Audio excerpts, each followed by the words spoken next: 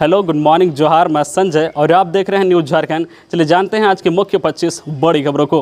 पहली बड़ी खबर की बात करें तो बाढ़ से निपटने के लिए मुख्यमंत्री ने अधिकारियों की लगाई क्लास। कमर भर पानी में उतरे विधायक। मुख्यमंत्री हेमंत सोरेन ने साहिबगंज के बाढ़ प्रभावितों की मदद के लिए मोर्चा संभाल लिया है। उन्होंने बुधवार को हवाई सर्वेक्षण करने के बाद बोट पर सवार होकर प्रभावितों का जायजा लिया। इसके बाद गुरुवार को पटना में अधिकारियों की क्लास लगाई। बाढ़ प्रभावितों को युद्धस्तर पर मदद पहुंचाने के निर्देश दिए हैं। उनके साथ राज्य के आपदा प्रबंधन सचिव अमिताभ कौशल और पेयजल एवं स्वच्छता विभाग के सचिव जो प्रशांत कुमार भी मौजूद थे। यहाँ 132 गांव में पानी घुसा है। इन गांव के 48,000 परिवार बाढ़ से परेशान हैं। मुख्यमंत्री ने बाढ़ जो है प्रभावितों का जायजा लेने के बाद हर संभव मदद का आश्वासन दिया है। अगली बड़ी खबर की बात करें तो झारखंड के 8 जिलों में बारिश का अलर्ट। जमशेदपुर के ऊपर से गुजर रहा है मानसून का टर्बलाइन। इस कारण 22 अगस्त तक राज्य के कुछ इलाकों में भारी बारिश का असर। झारखंड में अभी मानसून पूर्ण रूप से सक्रिय है। इस कारण राज्य के कई हिस्सों में भारी बारिश होने के असर है। मौसम वैज्ञानिक अभिषेक आनंद ने बताया कि झारखंड में बना लो प्रेशर एरिया अब कमजोर हो गया है। हालांकि इससे इधर अभी भी झारखंड के आसपास के इलाके में एक साइक्लोनिक सर्कुलेशन बना हुआ है। वही मानसून टर्ब जमशेदपुर से होकर गुजर रहा है। इस कारण 20 और 21 अगस्त यानी आज और कल जो है गर्जन के साथ हल्की बारिश देखने को मिल सकती है। 22 अगस्त के बाद आसमान के साफ होने की संभावना है।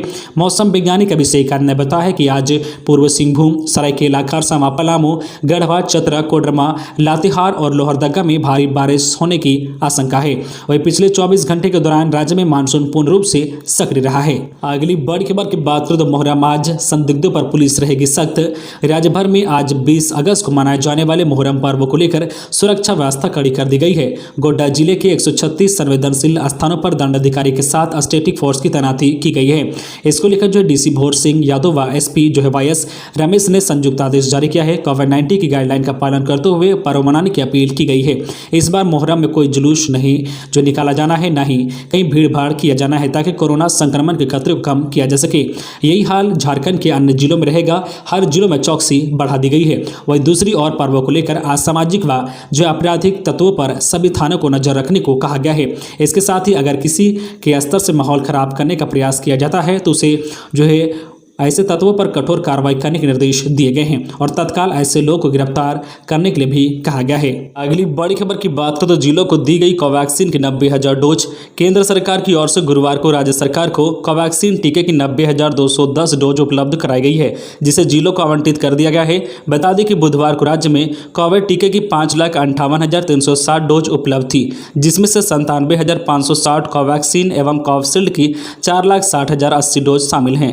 राज्य में कोवैक्सीन के जहां 80, रामगढ़ में 90 और हजारीबाग में महज 50 डोज ही उपलब्ध थे। गुरुवार को उपलब्ध कराए गए टीके के साथ ही जिले में कोवैक्सीन के पर्याप्त डोज उपलब्ध हो गए हैं, जिसे जो है सभी जिलों में आवंटित कर दिया गया है।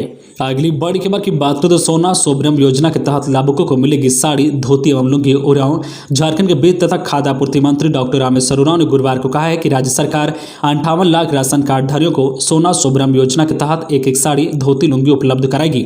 डॉक्टर उरांव ने गुरुवार को यह पत्रकारों से बातचीत में कहा है कि खाद्य सुरक्षा योजना के तहत सभी को अन्न उपलब्ध कराने की दिशा में प्रयत्नशील हैं और अब सभी को तन ढकने के लिए साड़ी, धोती या लुंगी भी उपलब्ध कराई जाएगी। उन्होंने कहा कि इस योजना के तहत 1.16 करोड़ साड़ी, धोती, लुंगी उपलब्ध कराया जाएगा। उन्होंने कहा है कि सरकार पहले ही सभी जो मंत्री ने कहा है कि जहां से राशन लेते हैं उसी जो है जन वितरण प्रणाली की दुकान से सभी को धोती, साड़ी और लुंगी उपलब्ध कराया जाएगा। धोती, साड़ी और लुंगी 10 रुपए की कीमत पर लोगों को मिलेगा और या इसकी क्वालिटी भी अच्छी होगी। खबरों में आगे बढ़ने से पहले आपसे रिक्वेस्ट है कि अगर आप चैनल को सब्सक्राइब नहीं किए हैं तो प्लीज चैनल को सब्सक्राइब करके बेल आइकन प्रेस कर दे, जिससे आपको झारखंड की हर छोटी बड़ी खबर का अपडेट आप तक पहुंचता रहे। चलिए बढ़ते हैं खबरों की ओर। अगली बड़ी खबर की बात करें तो खुट्टी का रिमिक्स फॉल बना जानलेवा। दोस्तों के साथ घूमने आए रांची के 2 युवक डूबे। पहले भी डूब चुके हैं 2 युवक। खुट्टी के मगरदाहा थाना क्षेत्र के अंतर्गत रिमिक्स फॉल में फिर से रांची के 2 युवक की डूबने से मौत हो गई है। मृतकों में रांची के धुरवा सेक्टर 3 स्थित बिरसा नगर निवासी मनीष बाकला 18 वर्षीय और ज्योतिरल आश्रम निवासी एल्विन मिंजा 18 वर्षीय शामिल हैं। बता दें कि इससे पहले भी 15 और 16 अगस्त को रांची के ही 2 युवक इस फॉल में डूब गए थे। जानकारी के अनुसार रांची के धुरवा से मनीष बाकला और एल्विन मिंजा अपने दोस्तों के साथ घूमने के लिए रिमिक्स फॉल पहुंचे थे। इसी क्रम में कल दोपहर करीब 12 बजे नहाने के दौरान नदी में दोनों डूब गए। स्थानीय लोगों की मदद से दोनों के शवों को बाहर निकाल लिया गया है और घटना की जानकारी पुलिस को दे दी गई है। पुलिस ने शवों को कब्जे में लेकर पोस्टमार्टम के लिए सदर अस्पताल भेज दी है।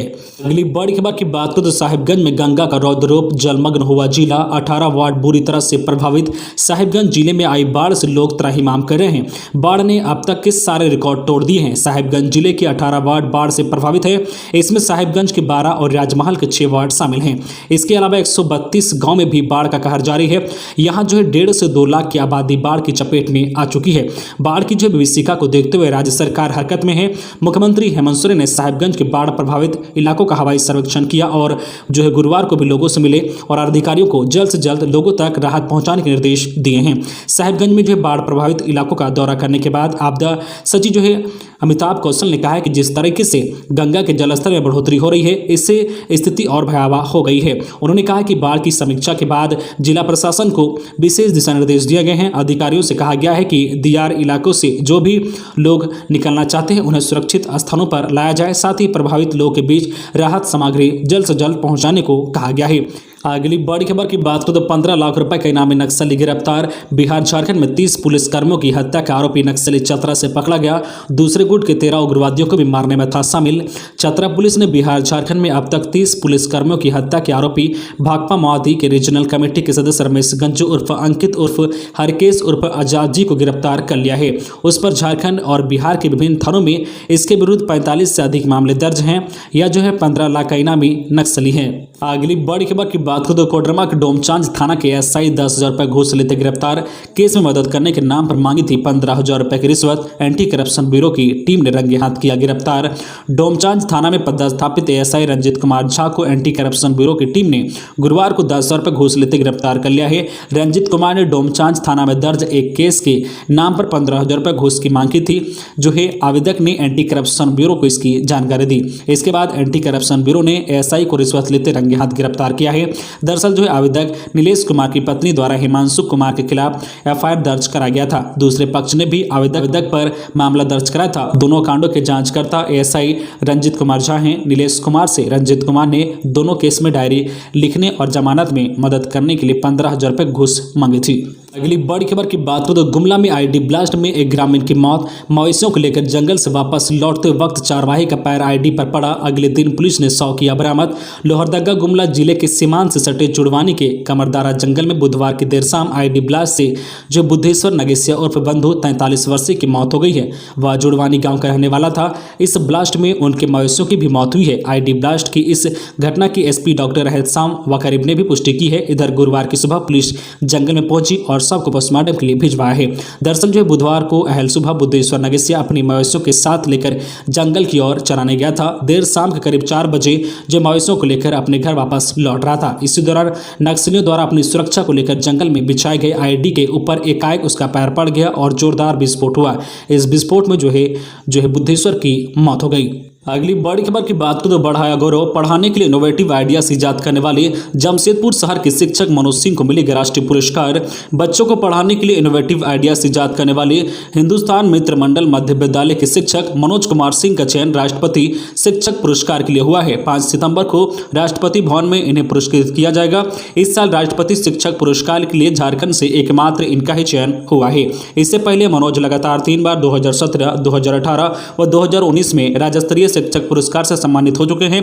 नेशनल एकेडमिक साइंस इंडिया की ओर से इन्हें बेस्ट साइंस टीचर का अवार्ड भी मिल चुका है। करीब 27 साल से शिक्षण कार्य से जुड़े मनोज कुमार सिंह मूल रूप से गया बिहार के रहने वाले हैं। राष्ट्रीय पुरस्कार के लिए चयनित होने पर डीएससी विनीत कुमार ने इसे जिले के लिए बड़ी उपलब्धि बताई है। अगली बड़ी खबर की बात करें तो पेट्रोल डीजल रसोई गैस की कीमतों में वृद्धि के विरोध में कांग्रेस ने पीएम व पेट्रोलियम मंत्री का फूका पुतला। पेट्रोल डीजल रसोई गैस की कीमतों में लगातार वृद्धि एवं बढ़ती महंगाई के साथ साथ केंद्र सरकार की गलत नीतियों के विरोध में गुरुवार को कांग्रेस ने धनबाद के रणधीर वर्मा चौक पर पीएम और केंद्रीय पेट्रोलियम मंत्री का पुतला फूका। जिला अध्यक्ष ब्रिजेंद्र प्रसाद सिंह ने कहा कि मौजूदा सरकार भारतीय इतिहास में सबसे नाकाम व विफल सरकार रही है। सरकार सभी मोर्चे पर विफल रही है। आम जनता महंगाई एवं आर्थिक संकट से जूझ रही है और सरकार जो है लापरवाह एवं मुखदर्शक बनी हुई है। सरकार की गलत नीतियों के कारण देश की स्थिति चरमरा गई है। सभी वर्ग आमजन, छोटे व्यवसायी, मजदूर, युवा, बेरोजगार, किसान सरकार के जो क्रियाकलापों एवं जो विफलताओं से आक्रोशित, निराश एवं हतोत्साहित है। अगली बड़ी खबर की बात करें तो आम लोग के लिए थानों में नियुक्त होंगे वकील, तुरंत देंगे कानूनी मदद। यह है प्रक्रिया। राज्य के थानों में आम लोग की सहूलियत के लिए वकील प्रतिनियुक्त किए जाएंगे। वकील झालसा के पैनल एडवोकेटेड होंगे जो थानों में हिरासत में लिए गए और गिरफ्तार किए गए लोगों को तत्काल कानूनी मदद करेंगे। झारखंड राज्य विधिक सेवा पदाधिकारी झालसा ने अपने 26 पैनल वकीलों को थानों में प्रतिनियुक्त करने का निर्णय लिया है। थानों में मानवाधिकार का पालन करने के लिए वकीलों की प्रतिनियुक्ति की जाएगी। यदि थानों में पूछताछ और हिरासत में लिए गए लोग के साथ बदसलूकी होती है तो इसके लिए थाना प्रभारी जिम्मेदार भी माने जाएंगे। झालसा के कार्यपालक अध्यक्ष जस्टिस अपरेश कुमार सिंह ने इस संबंध में आदेश जारी किया है। झालसा ने सभी जिलों के विधिक सेवा पदाधिकारी को इसे सुनिश्चित करने का निर्देश भी दिया है। अगली बड़ी खबर की बात करें तो झारखंड में जलाशयों को बचाने के लिए नया नियम, अब सीओ करेंगे इसकी निगरानी। अगर तालाब और डैम पर किसी ने किया अतिक्रमण तो इन्हें बनाया जाएगा जिम्मेदार। झारखंड में जलाशयों को सुरक्षित रखने के लिए नया नियम बनाया गया है। इसमें इसके संरक्षण के लिए जिम्मेदारी अंचल अधिकारी सीओ को दी गई है। अंचल अधिकारियों को किसी भी कीमत पर जलाशयों के किनारे अतिक्रमण नहीं होने देने का निर्देश दिया गया है। सरकार की ओर से गुरुवार को यह जानकारी हाईकोर्ट को जलाशयों में हुए अतिक्रमण के मामले की सुनवाई के दौरान दी गई है। नए नियम के मुताबिक राज्य में जितने भी जलाशय हैं उनकी पहचान की जाएगी। पहचान के बाद सीमांकन किया जाएगा। जलाशयों को अतिक्रमण जो कार्यों की पहचान का नोटिस दिया जाएगा। उनकी आपत्तियों को सुनने के बाद अतिक्रमण हटाया जाएगा। अतिक्रमण हटाने के बाद दोबारा अतिक्रमण हुआ तो संबंधित अंचल अधिकारी जिम्मेदार होंगे। अगली बड़ी खबर की बात करें तो शिक्षा राज्य मंत्री अन्नपूर्णा देवी ने कांग्रेस पर साधा निशाना, बोली भाजपा ने पिछड़ों व महिलाओं को दिया सम्मान। केंद्रीय शिक्षा राज्य मंत्री सह भाजपा की राष्ट्रीय उपाध्यक्ष अन्नपूर्णा देवी ने कहा है कि भाजपा ने पिछड़ों और महिलाओं को सम्मान दिया है। भाजपा जो कहती है वह करती है। इससे पहले केंद्रीय राज्य मंत्री के धनबाद पहुंचने पर जोरदार स्वागत किया गया। बता दें केंद्रीय मंत्री बनने के बाद पहली बार अन्नपूर्णा देवी के झारखंड पहुंचने पर भाजपा उन्हें सम्मान देने के उद्देश्य से जन आशीर्वाद यात्रा निकाल रही है।